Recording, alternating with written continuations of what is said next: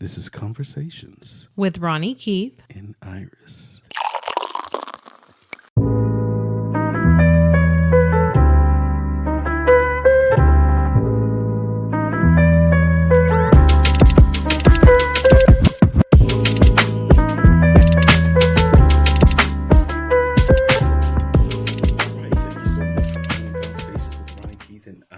Conspicuous about her absence. Well, not conspicuous. She just ain't joining none of this because this is a black man conversation today.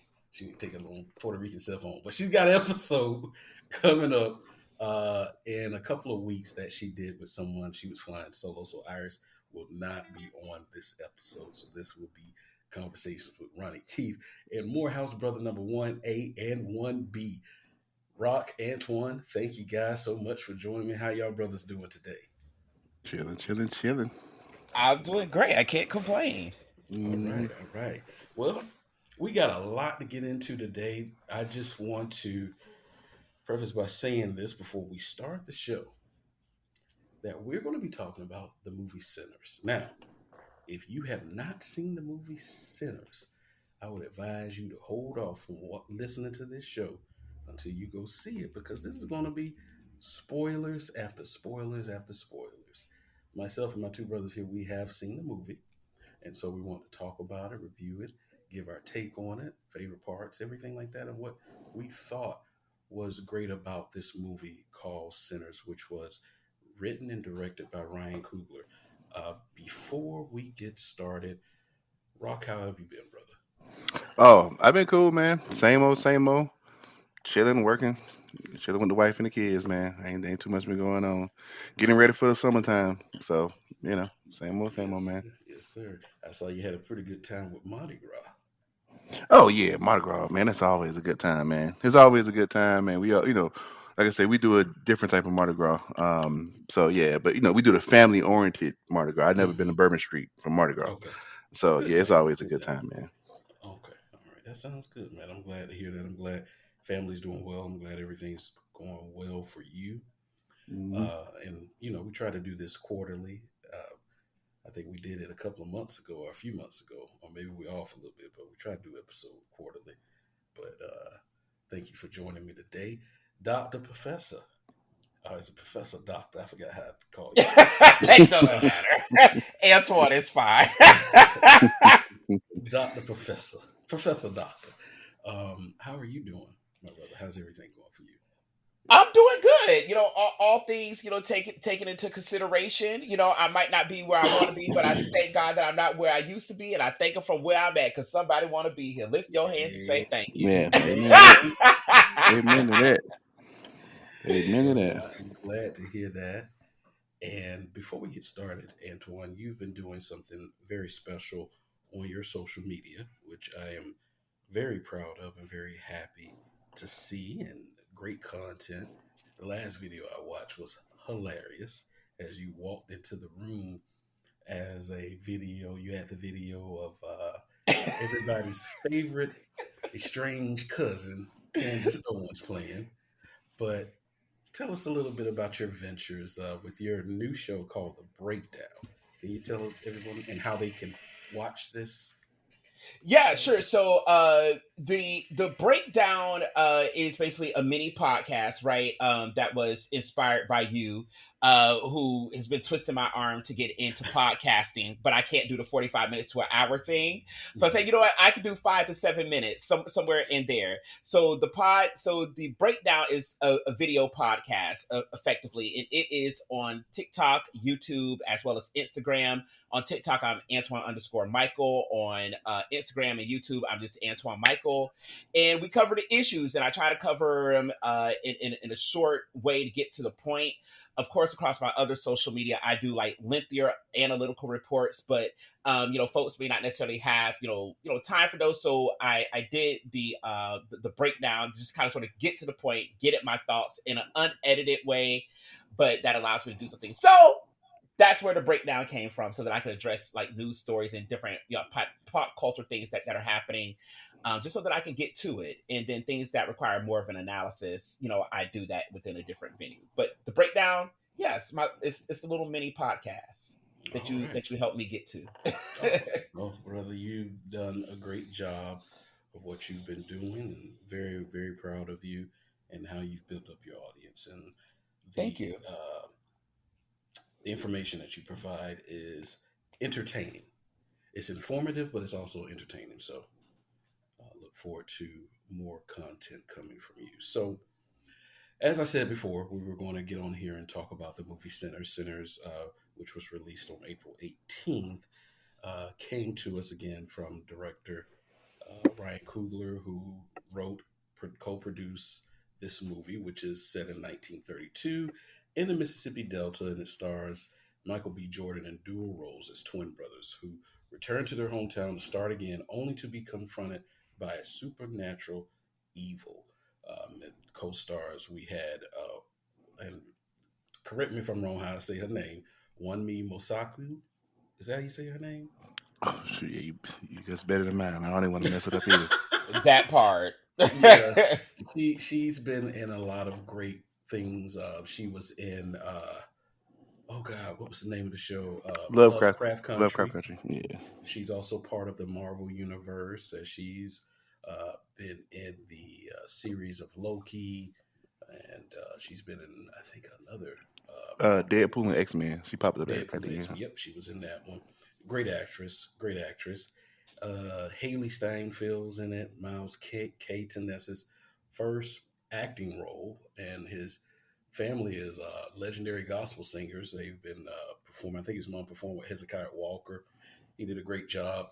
Jack O'Connell, Jamie Lawson, Omar Miller, who's done a lot of great movies, and of course, the legendary Delroy Lindo, who I believe has just had an extraordinary career. Uh, for the last, at the first time I saw him was in, oh God, Crooklyn. I was about to Quickly. say Clockers. It was Crooklyn. First time I saw him. Phenomenal job by everyone. Sinners so far has grossed over $175 million worldwide.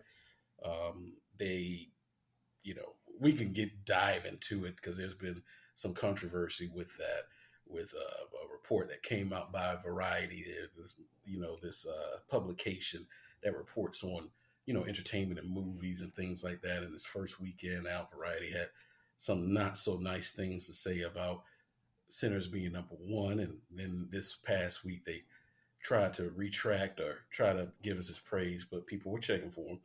But again, Sinners has become a great movie, so much so that they were in IMAX, and they, of course, had to make way after 2 weeks being in IMAX for the new movie. But they will be re-releasing it back on IMAX, I believe, on May 12th, and going on a run from May 12th to May 18th or something like that. But anyways, great movie. They said it was a horror film. I didn't see the horror in it. But before we dive in, I want to get everyone's rating on a movie out of 10, and then we can dive into the movie and get everyone's analysis of the movie. Let's start off with you, Rock. Out of 10, what would you rate this movie? I honestly don't have a reason not to give it a 10, but I don't want to give it a 10 because I never give movies 10s. Oh, Um, man. Break the so, so I guess I do it, man. Yeah, I just gonna give it Okay. a 10, man. Gonna give it a 10. Okay. Okay. Antwann? A very strong 9. All right. All right. I will give this movie a 10. Not too often, like you, Rock. I don't. You really, really have to catch my attention. And the one thing that I will say about this movie in comparison to another movie, and they're not in the same genre or anything like that, but a week before we saw this movie, my wife and I went and saw the movie The Amateur, and that was with I can't even think of the guy's name. Every time I think of it, I think of Freddie Mercury because that's what he played in the Freddie Mercury movie. But anyways, The Amateur was a great movie, but I felt that if they had shaved off about a good 20 to 30 minutes of that movie, it would have been even better. That movie runtime was right at 2 hours. Sinners Mm. is, I think, 2 hours and 10 minutes. At, at no time, when we got towards the end of the movie, I said, wait a minute, the movie's over? Because the 2 hours flew by so quick for me. And so I just really, really enjoyed that. So Let's dive into, your rating, what you thought of the movie. And again, like I told everyone before we started, this is going to be a lot of spoilers. So again, if you haven't seen the movie and you plan on seeing the movie, you don't want to be spoiled by things in the movie, you better wait to listen to this show until you've seen the movie. It's I been want two this to weeks, be a man. dialogue. What'd you say? It's been 2 weeks, man. Yeah, I should they have. need to jump on it somehow. Well, Yeah. I want this to be a dialogue between the three of us. I don't want to. We ain't got to wait each other's turn or anything like that. We're here for a good time, not a long time. So let's talk about it, fellas. The movie itself. I'm gonna start this off by saying the promoting of the movie was genius to me because I did not. I didn't know what type of movie this was really going to be until maybe about, I want to say 2 to 3 weeks before the movie started, before it was released. Mm. I had my guesses and thoughts about it. I was like, maybe this is a vampire movie. But the way that it was promoted, you didn't know that this included really vampires until they started releasing a little bit more trailers. And then you're like, oh, okay, maybe this does have a horror element to it. And that's what really was like, okay, this is kind of piquing my interest because how often do you see black horror films? So, whoever wants to take this, what were your thoughts with the promotion of the movie itself when you started seeing the trailers and everything? You got it, Professor? I was like, you're the movie person, but I actually like what piqued my interest in the movie because like a lot of people, I did not necessarily know what the movie was about. What piqued my interest in the movie was them showing Ryan in his craft. I met Ryan when he dropped Black Panther, and I've been interested in his work since and what he's been doing, and having had the opportunity to have like a small conversation with him. And so just seeing him absorbed in his world, talking about the 70 millimeter film and different things of that sort. So I was interested in it from the nerdy side. Mm, Then once I came into knowledge of the fact that he had did the deep delve on the research and different things like that, that's what piqued my interest, and I thought that particular angle was genius for promoting because it was a different approach. It wasn't just like trailers and all this stuff. It was like him doing his craft and doing like I think it was like what maybe a 10-15 minute video on him walking people through why yeah. 70 millimeter is important and what it does and different things of that sort. And so that was really awesome, and I really like that. And I didn't, when I saw that at first, the non nerd in me was like, I don't give a damn about no 75 minutes. I was like, I don't care about all Mm. this.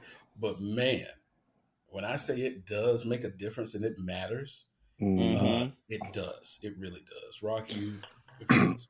Yeah. My thought was I saw it twice in the movies and I don't know about 7 times at home. Well, quote unquote at home, allegedly. uh, Allegedly. Don't let them come for you. but allegedly, the second time I saw it in IMAX, and I'm not gonna lie to you, this is like saw it opening weekend, saw it several times during the week. Literally saw it the night before at my uncle's house, and then I still went to see it at IMAX again the Saturday, right? And dudes, it was some. I brought a tear to my eye, and I'm like, I done seen this movie clearly about 6 or 7 times, but something about seeing it in IMAX, and I don't know if we've ever seen 1930s Black Americans in the South in IMAX. I don't think, Mm. and I don't even know how many movies we've had dealing with just 1930s Black Americans in general. I think maybe Jasmine Blues was the late 40s, I think, and I think Harlem Nights may have been the 30s, but even Harlem Nights was based up in New York. Harlem But as Nights far in as like getting, life. yeah, but as far as like getting Southern like Black Americans like in the early 1900s, dude, it brought it in Augusta, Georgia. I watched it in Augusta, Georgia. Brought it to my eye, Oh, man. the color purple. There we Yeah, go. the color purple. There we go. See, it's like it's a handful. It's not even that many. So yeah, it's crazy, man. I just like I can't believe I'm watching the KKK get shot down in Augusta, Georgia, in IMAX, man. Like all in all the glory. Like and then one more thing. I'm talking about the IMAX part because at the end there's a moment where they kind of reflect on the earlier parts of the movie, and they just show the people showing up to the juke joint, and they kind of, and they dressed up and they, like, I guess 30 clothes or whatnot. That was where I got kind of choked up at, like, like, that's my, not my grandma, but my great grandparents, like, that's like them, Mm. showing up, just for the juke joint, best they can to take their mind off everything. Yeah, man, it got me, man, it got me. So Yeah, I that's love dope, it. man. It got me too. It got me in a different part. It got me in the part where they were in the club and Sammy was singing. And Hmm. so when it started taking you through the history of our music, of our Hmm. culture, of our dance, all those things, it was just like, what I literally sat up. Like, I mean, I wasn't sitting back, but I mean, I just sat on the edge of my seat and chill. I just Hmm. got chills all over me. You know what I mean? Hmm. And that was one of the instances where I, sat up. I'll tell you guys about the second part, but so overall, as you guys dived into the parts that really brought you in, what did you guys think about the casting of the movie? I know at one point there's a rumor. I haven't heard Ryan Coogler deny or say that this was going to happen, but at one point Jonathan Majors was attached to the movie before everything happened to him. How did you guys feel about the casting for this movie? Antoine? I loved it. I loved it. It was an opportunity to see actors. I mean, outside of Michael B. Jordan, right? Who don't necessarily, well, and a few others who don't necessarily have like a high profile or have had an opportunity to be like in a film like this. And I'm actually think this is gonna sound jacked up. I am thankful that uh what's the man name? Lord have Jonathan mercy. Majors? Yes, Jonathan Majors. I'm Mm. actually happy. This is gonna sound crazy. I'm actually happy that he wasn't in it because I think it would have taken away from the film. Hmm. Um, because it was just such an important storyline, and unfortunately, the brother has had so many things happen to him that Mhm. you don't want to put someone in the film that who's going to speak a story louder than the storyline of what Ryan is trying to give the people, right? But Mhm. I thought the casting was perfect. I thought it was balanced. The wardrobe was absolutely on point. So the casting not only in front of the screen, but also casting behind the screens, right? Like who is going to be setting up the props, the set, the camera angles, all like you could tell like this was studied. Everything was studied. I thought it was balanced and done very well. Hmm. Yeah, the only tweak I would have made with the casting is I wouldn't have Haley Steinfeld because she white. I get it. She said she had like a grandparent who was half black, but she a white Mhm. woman. If they wanted to do the passing, like get a woman who's passing for white, that lady who was in Jasmine's Blues, she was passing in that movie. I don't know her name, but people who see the movie know it. Like she's literally like a white passing black woman, So that's the only real critique that I got as far as Well, the her casting goes. background is that though. It is, but she It look is. like a white woman. Nobody say nothing. She She look, does, but I yeah. mean, it kind of leads to the story, right? If you think about it, she does have that. So she grew up around black people because of her mother's father being half black, right? But Hmm. she still had the what do you call it? The what's the word I'm looking The for? mannerisms or Not the mannerisms, but she had the advantages of being white, of looking white, right? Being white, where she was on the white side with the people going on the train in the beginning. She was hmm the only one that, we always say, when we watch things, that's something a white person to do. She was the only one hmm to go out there and go after the three white vampires. You know what I mean? And have a conversation with them. Nobody else was going to do it, but she was the one to say, "Oh, I'm going to go out there," because everybody else, how black folks is, nah, man, they coming Yeah, out of nah, I feel nowhere, you.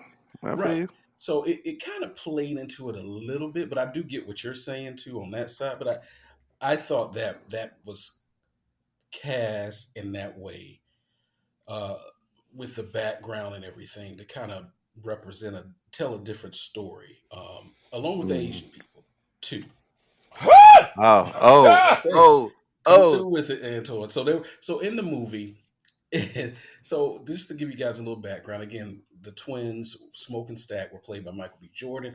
they had moved to Chicago, and they were really gangsters or whatever. And so they alluded to that they had robbed from the Irish and the Italians back there, got them in war. They came back to Mississippi, where they're from, and they wanted to open up a juke joint. So they were pulling together their cousin, all the people they knew and wanted to be to get this juke joint going. And so one of the twins, Stack, he had something going on. It was alluded to that he was a pimp because him and Haley Steinfeld's character, I think her name was Mary, they had something going on, but her mother birthed the twins, and they had something going on. And then Smoke, the other twin, he had something going on with One Me's character by the name of Mary. I'm sorry, not Mary, Annie. And so once they got everybody together and they wanted to do the little juke joint, they went into town. And so in town, the two stores were run by this Asian couple. On the black end, they had the man and his daughter working it. And on the white end, right across the street where only the whites would go in, the woman was working in it. And the dialects were, the Asian man, his dialect was like a Southern black man. The Asian woman was like a Southern white woman. You know what I mean? And so let's dive into that, because we see that so much now, where a lot of these Asian people will move not only into our neighborhoods. I call me, really dumb about this, but I didn't know that they go into different areas of the world like Jamaica, Puerto Rico, and all these other places, and learn a dialect and talk like those people, and they integrate themselves into the area where they are. Antwann, I know you just hollered out, so I know you got a lot about that. I mean, there's a lot there, right? In terms of one thing that Ryan did very well was showing that our contemporary condition is reflective of the historical narrative, and that we do not own the shops, economic extraction from the community, right? And even talking down to the community, because I think it was Smoke in that scene where the wife was trying to extort more money from him, even as he had already offered over and above her price, right? So I think he did a really, really good job of that. The reason why I was like, what sent me over in the film was when they were in the juke joint, and it was very clear that these vampires, these demons, did not have permission to enter the house unless one gave permission. And here she was in a black space thinking that she could speak for the black community, that she took charge in that moment. And in that moment, really, one of the brothers ends up passing away, right? Well, not necessarily like because that's really because of the mulatto. Ooh, should I call? Never mind. But nonetheless, everybody ends up having to fight this battle that they didn't necessarily have to fight because she opened her mouth and said, "Come in here," right?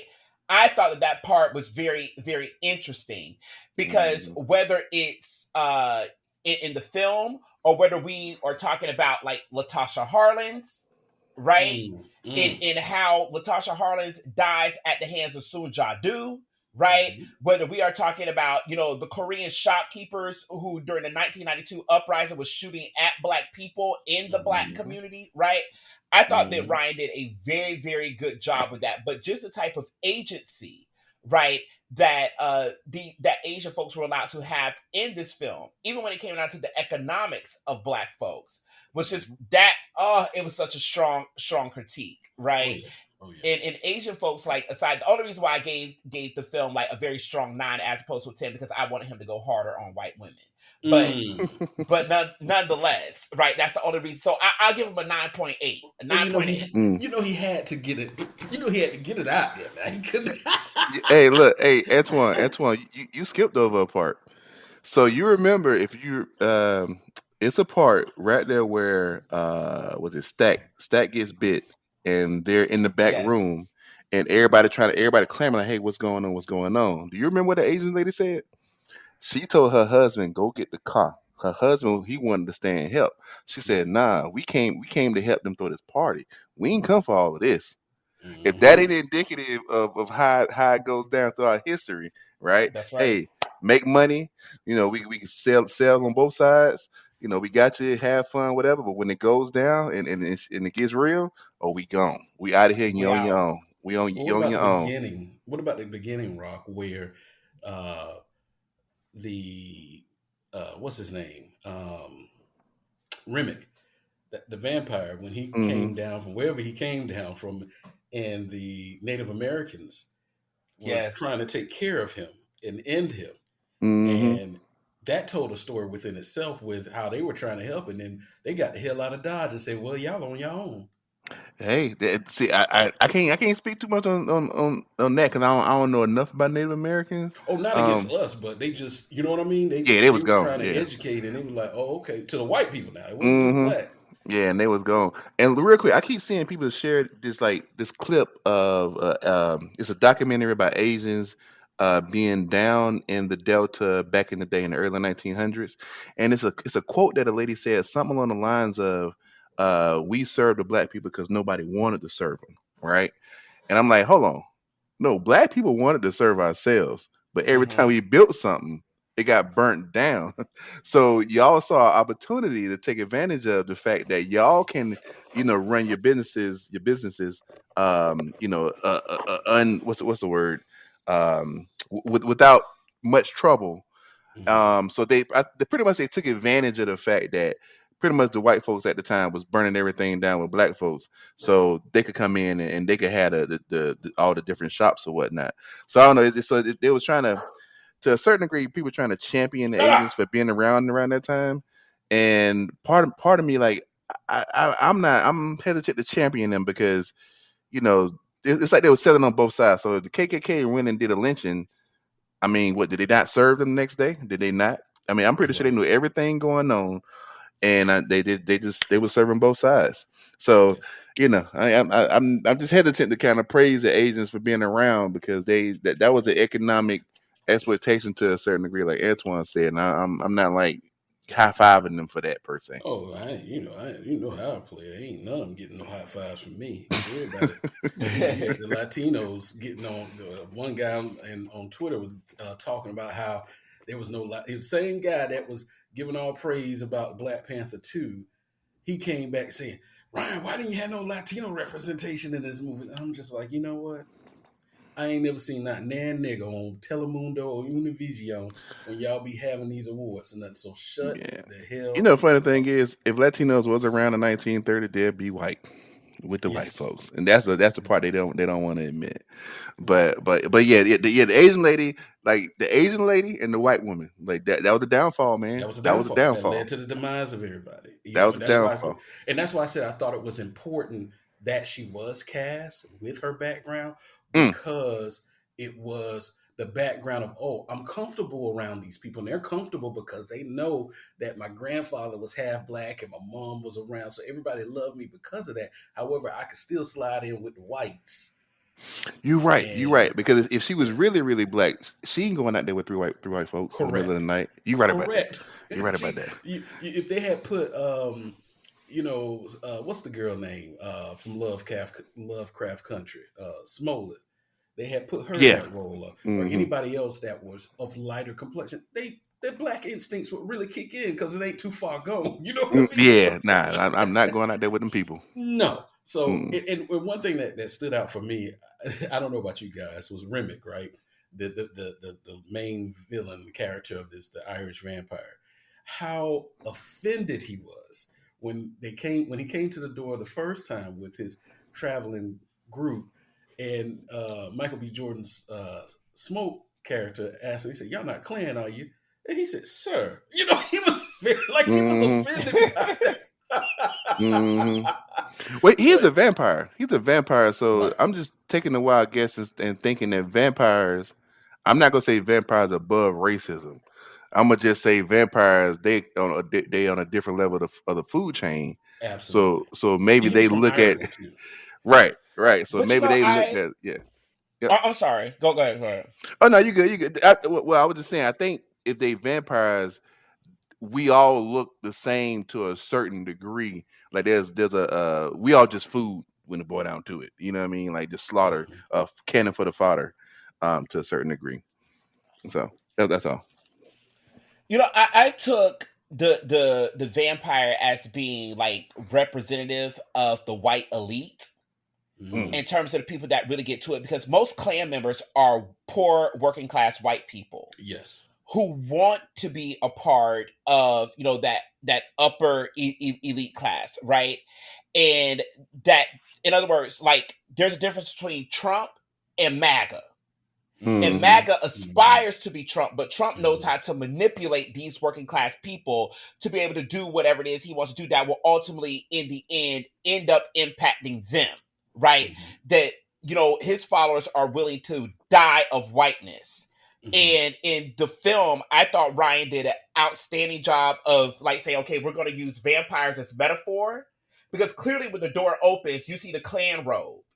And what that Mm-hmm. said to me was, you are dealing with ignorant, working class white people who this Easy elite prey. version of whiteness is Yes. able to take advantage of, and they were able to trust him. But here are Native Americans who know the land, who know Mm-hmm. spirit, who know how to work in spirit, and say, it's something in your house.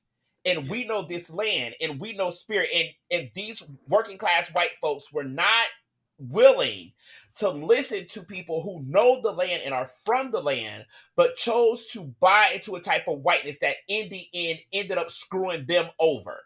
Mm-hmm. Mhm. So much to the point that they did not even recognize themselves and went against their best interest, right? Mhm. And I do want to say just a little bit more, like, about the Asian folks, right? This is not just something that happens in the Mississippi Delta. This is also very, very crucial to, actually, believe it or not, Atlanta, Georgia's history, Mm. right? Mm. Because there's a book called To Joy My Freedom. And in the book called To Joy My Freedom, the author goes back through the historical record, and she talks about how Asian folk, more specifically Chinese folks, were stabbing black folks in the. So white people weren't the only people burning down black businesses, Mhm. right? That Chinese folks were stabbing black folks in the back. They did not want black women to have successful businesses, and like there's actually newspaper articles that were pulled, peep game, from black women beating their asses in the middle of the street, Mm. Mm. right? So this is not just something that's just related to the Mississippi Delta. This is very important to Atlanta becoming a black city, because literally black business owners, I don't know how else to give it to you, but it's the history. Black business owners had to beat their asses because of what Asian folks were doing to black businesses. Mm. And Mm. one of the biggest sites of contestation was when Booker T. Washington gave his Atlanta composition speech, telling Negroes to let down their buckets where they were at. But on the Mm. other side of that, black women, particularly, had their laundry businesses, right? So hotels had to get their sheets washed, etc. Well, the Chinese population was underselling their businesses, and those sisters found that out and drugged them in the middle of the street and proceeded to whoop they behind.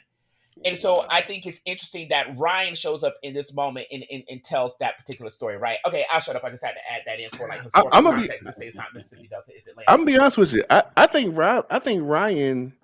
I think he was more so on some kumbaya and trying to. And now, granted, he still dropped the nuggets in there, to represent how they kind of do us when the going get tough.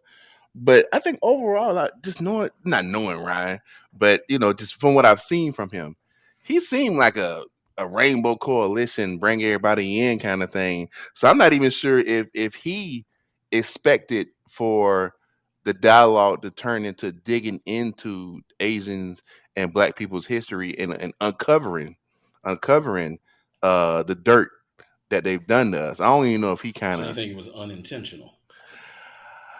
It wasn't intentional. I don't know if he intended for it to go that far. I think he maybe Okay. wanted to dab, like hit it surface level, and then people start reading, people start sharing articles, people start sharing stuff on podcasts and videos and stuff, and then it's Mm-hmm. like, hold on, I found out stuff about Asians back in the day that I didn't even know. You know what I'm saying? So I don't know if he intended for it to snowball into that. Okay.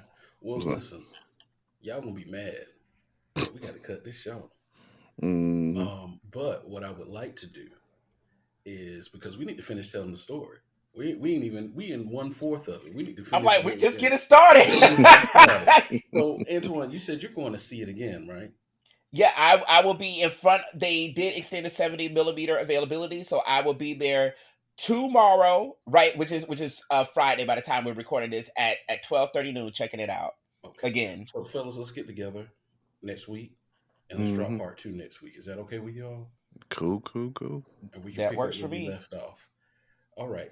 Now I know y'all listening and be like, wait a minute, how y'all just gonna, y'all ain't even get started. Well, we got some time constraints today. It's my fault. But we are going to be back next week with a second part of conversations regarding sinners. And we'll wrap it up next week. And we're going to have all the time we can to wrap it up because we're going to finish it up. Fellas, I thank you guys so much for joining me this week. And we'll be back again next week. Thank you for listening to Conversations with Ronnie Keith and Iris.